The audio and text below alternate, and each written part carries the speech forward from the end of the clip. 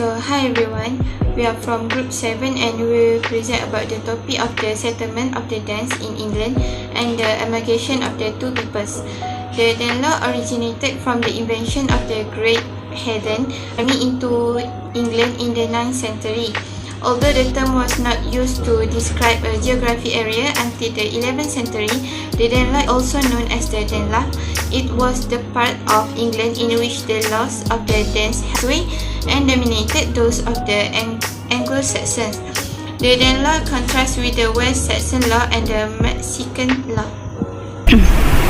Okay, so Assalamualaikum and hi. My will be cover the two topics: the settlements of the things and the amalgamation of the two people. Okay, we have the first topic: the settlements of the things in England. The settlement of the things in England began in 865 AD. It was led by the Great Viking army and conquered the Anglo-Saxon kingdoms, Northumbria, Mercia, and East Anglia. So they even chose to remain behind when the ships returned home, especially those that in the beginning came simply to plunder. So it is to cultivate and to develop new trading centers. So these settlers are called more than 1,400 places in England were Scandinavian names. Most of these are in north and east of England. So at the district of Danelaw. So this is resulting in permanent Danish settlements in 866. So they become permanent settlers on the island. In 878, the king handed over all the land of the Danes and east of Watling Street to the Danes to keep them out of Wessex to prevent any influences on culture and language in Wessex. So I think that's all from me. I'll pass it now to the next presenter. Thank you, Put. Can you hear me? I think not yet. Yes. Yes. Yes, dear, yes. Okay. So as for mentioned, Scandinavians who settles in England are called Danes. So generally, Danes is a person of Danish descent, or in this particular topic, is the Viking invaders of British Island. However, not all Viking are Danish descent. There are also Norwegian and Swedish Vikings. So before Christianity, Vikings are the people who are pagan and polytheistic Old Norse religion. So they call themselves Norse warriors, and Viking meant pirate or raiders in their Norse language. So on land, Vikings are generally independent farmers, merchants and landowner. So when the Danes settles on the British Island, they were just a peaceful settler. So when they arrived, they set up a full kingdom and developed the Danelaw. So the Danelaw is a law in which originated from their home country, and they are very different from the law in the West Saxon and the Mercian law in the West. So they practice the legal practice of the Danish, and an aristocrat jury was present to initiate prosecution of criminal suspect. So other than the Dutch, Norwegian also settled nearby the British Island, which is at the northwest, Cumbria, and a few northern countries. So I'll pass on to the next presenter.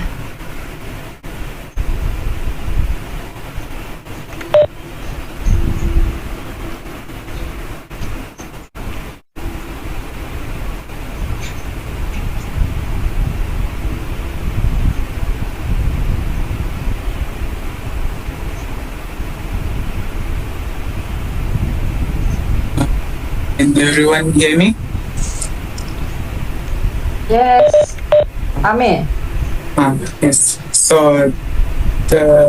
I will be presenting about the Scandinavian elements in population. And the first one is peculiarities of mineral organization. The Danes established the 5 boroughs as the military and population settlement. And the 5 most important towns existing under Danish law and customs, which is located in the territory of Danish Mercia, is the Chichester, Lincoln, Nottingham, and Stanford. And then the second one, which is the local government. The local government for the Scandinavian is Jovik or York, and it's as the center of the new kingdom. And then the legal procedure. The legal procedure that the Scandinavian follows is they establish the territory known as Danish law that follows the Danish legal system. The Danish law influence can be found in the distinctive body of customary law and system of monetary reckoning.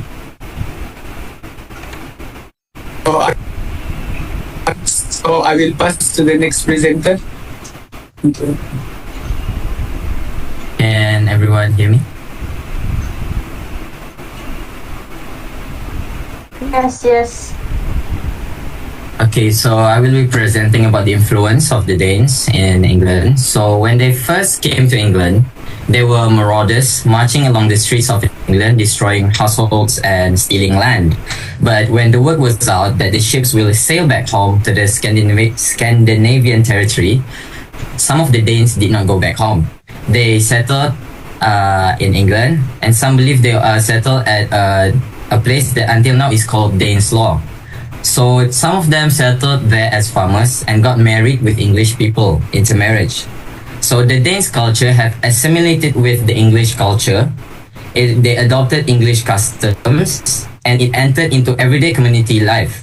And in result of that, it influenced the district's English language.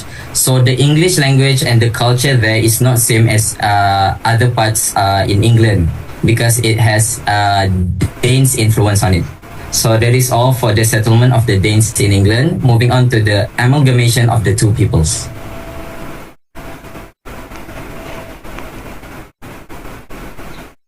Hello?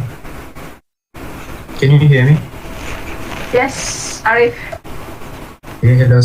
Assalamualaikum madam. My name is Muhammad ZAINUDIN, matrix number 068803, and today I will be continuing the presentation for the group 7. And I will be continuing for the topic of the amalgamation of the two people.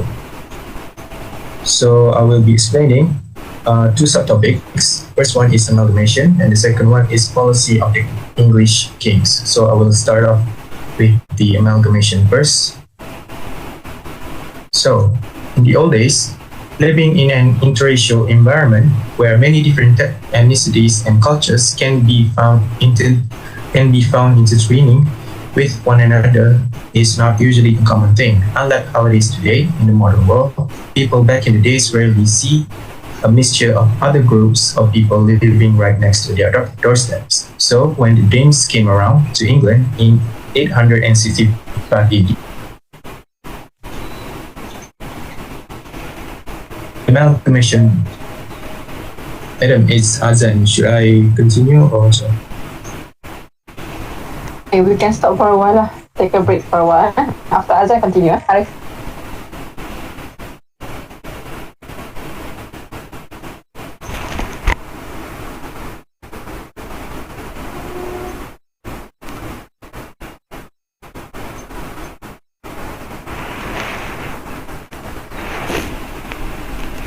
So, what is amalgamation? The amalgamation is the action or process of uniting or merging 2 or more things into one.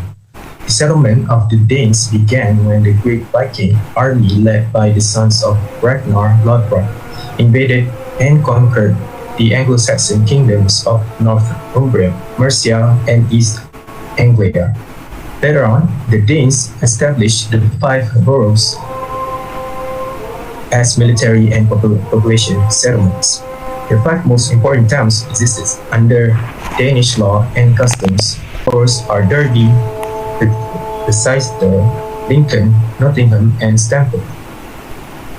With more prominent settlement of the Danes in England, the English king of that era tries to re-establish his control over Danelaw. In order to do that, the English king needed to accept the established fact of the mixed population of the district.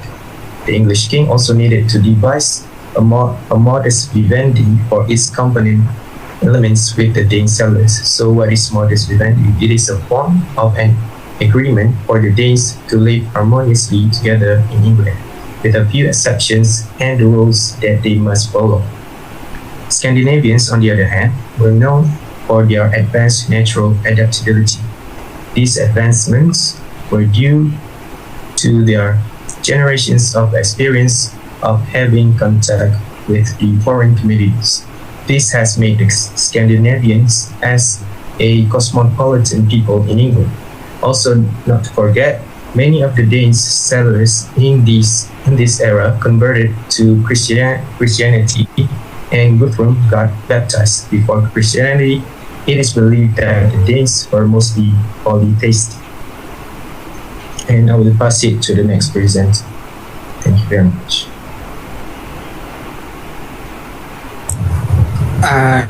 Everyone hear me? So I will present about the custom. As we all know, the Dane and the Englishman custom is not the same. So what did the Danes do to live with the new custom? At first, they continue to observe the certain native custom, and then they assimilated to the most of the ways of the English life. They also accept Christianity. As a proof of this, large number of Scandinavian names was found with the monks, the abbots, the priests, the bishops, those who gave land to monasteries, and those who endowed church.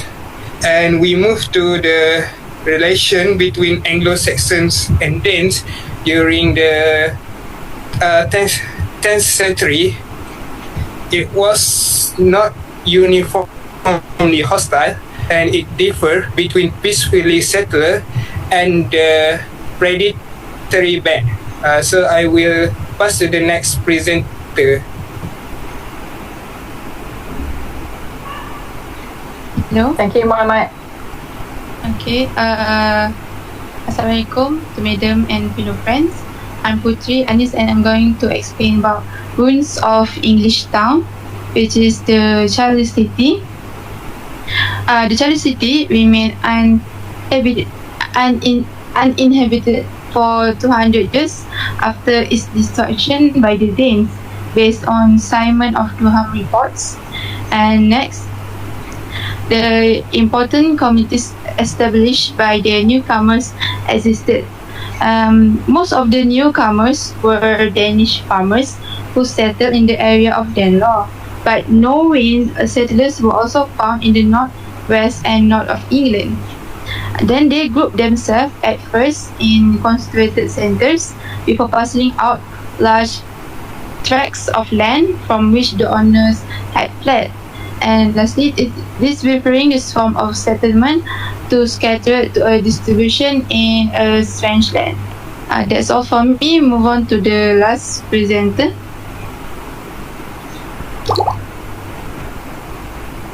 So my part is Scandinavian influence. So this part is about there's 5 centers. There's among such centers, the 5 boroughs, that is Lincoln, Stamford, Leicester, Derby, and Nottingham. These 5 centers become important foci of Scandinavian influence. So foci means focus, and it was but a question of time until these large centers and the multitude of smaller communities where the Northmen gradually settled were observed into the general mass of the English population. So basically, that's all from my group. Thank you for listening. Yeah. Thank you, Janet and groups. Thank you very much for the presentation, and as well as for the mind map. Can we have the next presenter?